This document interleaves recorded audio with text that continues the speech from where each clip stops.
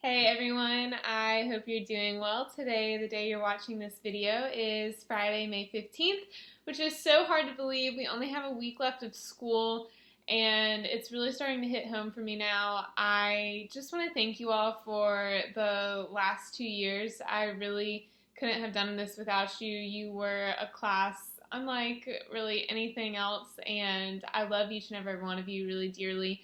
And I'm so sad that we didn't get to finish out these 2 years as I had thought we always would. Obviously, this remote learning has just been so unusual, and it makes me sad. I want to have a class party. I want to get to hear how you're feeling about senior year. I know probably most of you don't get to have summer plans now. All these things I want to share with you, and so if you have anything you're thinking about that you want to share with me, feel free to reach out to me.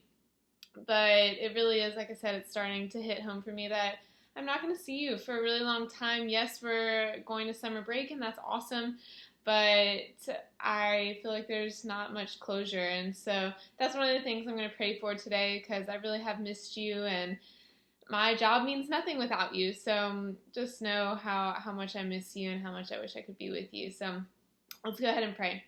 Lord, thank you so much for this day. I thank you for each and every student in the junior class, Lord. I thank you for their unique personalities. I thank you that no one is just like the other. I thank you that they all bring so much joy and life to my light in various ways, God.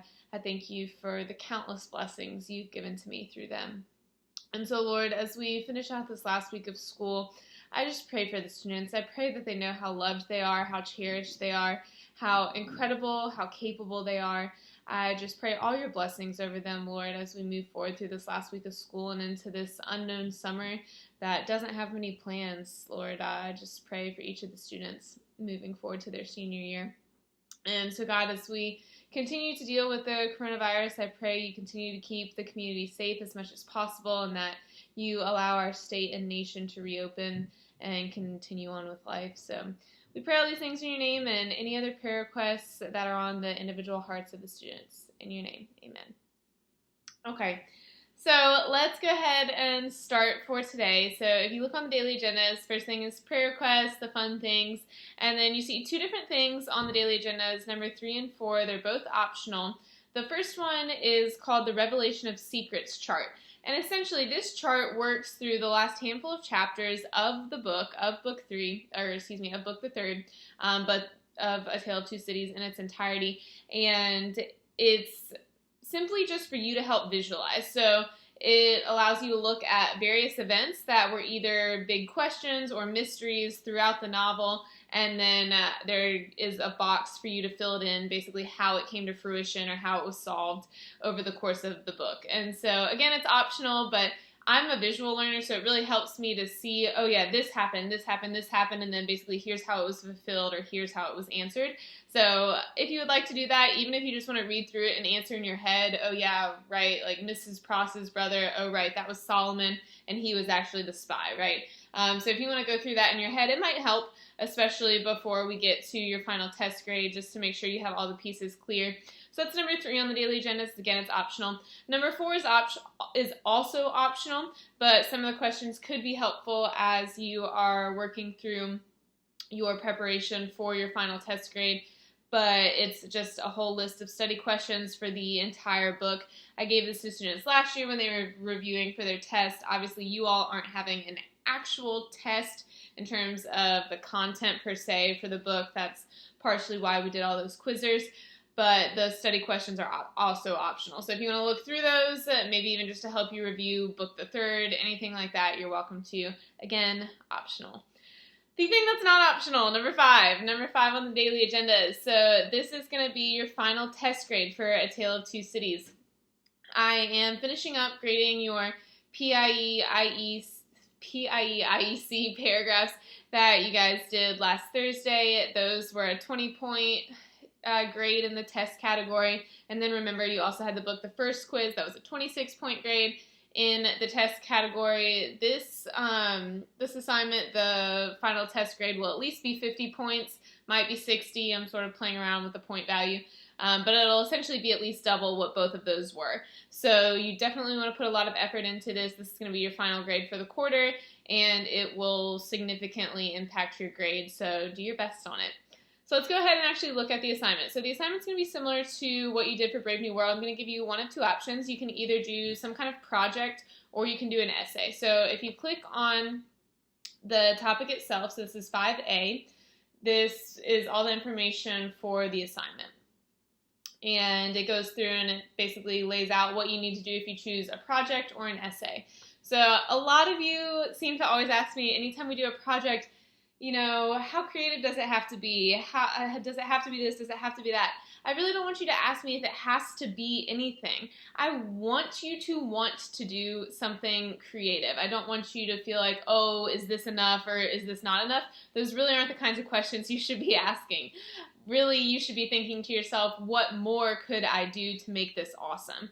That should be your mentality, not what is the least I have to do in order to get a B or an A or whatever grade you're going for. But you should be looking to give your best effort and to make it creative in terms of analyzing the story. So it's however you want to visually process and analyze the story. So if you want to paint something, if you want to write a song and play about the song, if you want to create some kind of three-dimensional multimedia project, if you want to do, a number of people have done the online graphics where you're creating online graphics with a 4D, 3D, what is it? 3D? I don't know. Sorry, not great with graphic design, but with your, your cool graphic design applications on your computer, if you want to do something like that, if you want to create a sculpture, you have so many different options. So be creative. I'm not asking for the bare minimum. I'm asking for you to be really excited about a project analyzing this book. So in terms of the actual project though, so what you do need to include, you'll see on the assignment page, so you need to create a visual display. So again, I just listed a number of various examples, and then you need to include a half-page analysis of your project. So if you choose a project, you're obviously not going to be doing as much writing, but you do still need to at least include a half-page analysis of your project explaining how it addresses the prompt using MLA formatting. And within your analysis, you should include 3 quotes from the book that led to the creation of your project. So whatever prompt you choose, you need to actually include all 3 of those quotes in your analysis. With your Brave New World projects for the analysis, I was relatively lenient if you didn't outright include your quotes, but you need to outright include your quotes for the purpose of this assignment. So make sure your 3 quotes in your half-page analysis are cited correctly. You should also include a works cited page. So even though your analysis is only half a page, you will have a second page that says works cited at the top, and then you will have the actual bibliographies. Well, really, you'll just actually only have one, but you'll have the bibliography of the book. And if you use any other outside sources, you would include those as well.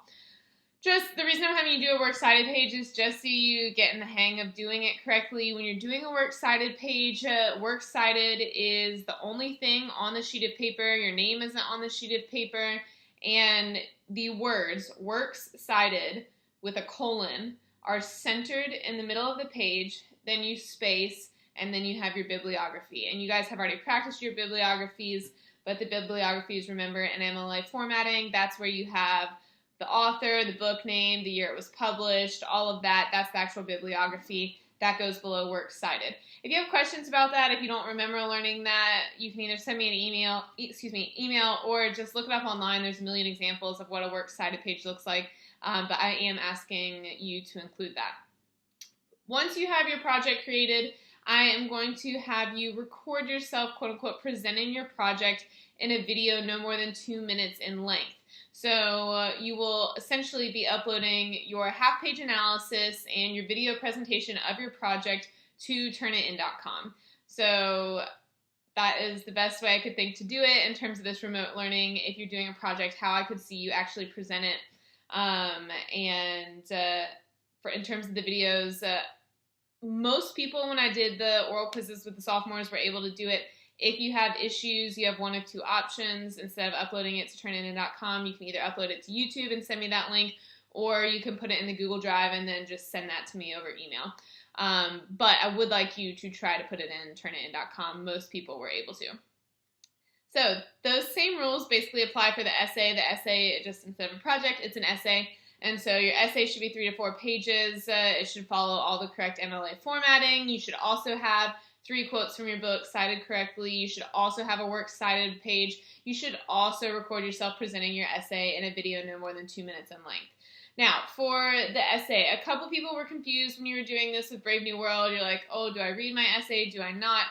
Essentially, you're just giving a mini presentation on your paper. So if you think about the seniors, when they do their thesis presentations, they write a 20-page paper and then they give a 5 to 8 minute synopsis of all of their research. So they don't read parts of, well, they might read parts of the introduction, but it's not like they're just reading through their thesis. They're giving a new presentation. And so essentially what you should be doing if you write an essay, when you go to record yourself, you should be thinking of a synopsis of your essay. So you're basically going to tell everyone in your presentation, or really you're telling me, but you're going to tell me what prompt you did, basically what your claim is, what your overall thesis is, and how you came to that conclusion based on what you analyzed in the book. And so it'll just be a short, like I said, no more than 2 minute explanation of what you wrote in your paper. If you have questions about that, let me know, but hopefully that makes a little bit more sense. And then again, you'll upload your essay as well as the video of you presenting your essay to Turnitin.com. All right, that was a lot of reading the instructions, but hopefully that at least helps clear some things up. Again, reach out to me if you have confusion about anything there. And then continuing on with the assignment page, so you see all the different topics. So I would like you to answer one of these topics. If you feel super strongly, if you absolutely hate all of these, or if there's something you just felt really passionate about in the book, I definitely want you to do something that you're passionate about in relation to the story. So if you don't like any of these prompts, reach out to me and we will decide something that works better for you. But I personally I love all of these prompts. I think they're fascinating. Looking at even just the first sentence of the book, all the juxtaposition between it was the best of times, it was the worst of times, how that could be used to describe today's world. That's prompt number 5. Looking at duty versus desire. That's prompt number 6. Looking at number 4. When Sidney Carton tells Lucy that he would do anything for her, would he really? Is that realistic to believe that someone would do anything for someone else? So anyways, I personally love these prompts. Hopefully you like them, and hopefully you find one that you're passionate about, because again, I think this book is just really impactful and it will stay with you for a while. So I want you to choose a prompt that you're passionate about. All right, then after this, after you read through the assignment, decide what you want to do. If you want to do a project or an essay, decide your topic, then feel free to look at the different rubrics. The rubrics are exactly the same as the rubrics we used for the Brave New World final test grade, the essay and project rubric. They're both similar, just slightly modified depending on which one you choose. So this entire assignment is going to be due next Thursday, May 21st. So this is really your only work that you should be doing today, Tuesday, and Thursday of next week. And trying to think if I'm leaving out anything, but I think that's most of it. The one thing I'll say in terms of the end of the book, I wish I was with you so I could ask you how you feel, because the end of the book is just so, I don't know. For some people, it's life-changing. Some people cry. I would love to know how you feel. Maybe you didn't feel that way at all. But a couple things I just wanted to read to you from the last couple chapters that I find significant. So if you look on page 276, this is after Carton has essentially gotten Charles Darnay out of the prison, and he's talking to the girl next to him. She realizes who she is. Who he is. This is at the top of page 276, and she says, "Are you dying for him?" And Carton responds, and he says, "And his wife and child, hush, yes." And she says, "Oh, will you let me hold your brave hand, stranger?" And he says, "Hush, yes, my poor sister, to the last." And so in my book, let's see if you can see this right there, one of my annotations when I first read this, I wrote, "What kind of love must that be?" So just imagine the kind of love that Carton must have for Lucy in order to be willing to do this, in order to send himself to the guillotine. And then the other thing I wanted to point out to you, also praise that Madame Defarge is killed, right? She's terrible, so was glad to see her go. And shout out to Miss Pross, because she was just taken over there. And then, let's see. Okay, The other thing that I found really meaningful, the last 2 pages of the book, so on page 291, so again, Carton is talking to this girl in line to be beheaded, and she says at the very bottom of page 291, she says, "Do you think that it will seem long to me while I wait for her in the better land where I trust both you and I will be mercifully sheltered?" And Sydney Carton replies, so basically she's saying, is it going to feel like a long time after I'm dead? Is it going to feel like a long time? Is it going to be painful? And he says, basically assuming, right, some kind of heaven. And Sydney Carton says, "It cannot be, my child. There is no time there and no trouble there." And so she says, "You comfort me so much. I am so ignorant. Am I to kiss you now? Is the moment come?" And so if you can just imagine any kind of scenario like this, any kind of tragedy, knowing that you're trying to support someone, right? And so not only is Sydney Carton dying for Lucy and her family, but then he's also here comforting this young girl. Right afterwards, on page 292, we get that repetition of the phrase he had said so often, "I am the resurrection and the life, saith the Lord. He that believeth in me, though he were dead, yet shall he live, and whosoever liveth and believeth in me shall never die." And so it's fascinating looking at this with a Christian mindset because, of course, Christ died the ultimate sacrifice. Christ died to save us from all of our sins. And so in what regard is Dickens making that same connection here with Carton doing that for Lucy? And so then you get the passage right before the asterisk where Carton dies for the one and only he truly ever loved. And then afterwards, we get this interesting kind of prophecy. And so I would love to know, this is one of the prompts for the final test grade, if you choose to address this. Basically, to what extent is this prophecy, this sort of vision or understanding believable, where it kind of gives us perhaps closure to the story that we might not have otherwise? I would love to know. But then just that last line on page 293, the very last line of the book, is pretty famous. But saying, "It is a far, far better thing that I do than I have ever done. It is a far, far better rest than I go to than I have ever known." And so again, giving us closure that there is beauty in sacrifice, right? The fact that Carton did this, there's something beautiful there. There's something good. There's something noble. There's something heroic. And so just, I want you to think about these things because again, it's really moving. It's touching, I think, to think, could anyone ever really do this? Could you really die for someone you love? It's hard to answer. And then the last thing I wrote in my book right here on page 293, it's just a reminder from the Bible saying there's no greater love than this, to lay down one's life for a friend. So anyways, I just find this book really powerful. Maybe some of you cried, maybe some of you were indifferent towards it, but I'm asking you to consider the purpose of it, why this book has been so long-standing given the content, and I'm asking you to do that in your final test grade. So yeah, all right, that is pretty much it for this video today. Again, I love you, I miss you. Any questions you have, please send me an email and go ahead and get started. I'm excited to see what you guys come up with. All right, thanks everybody.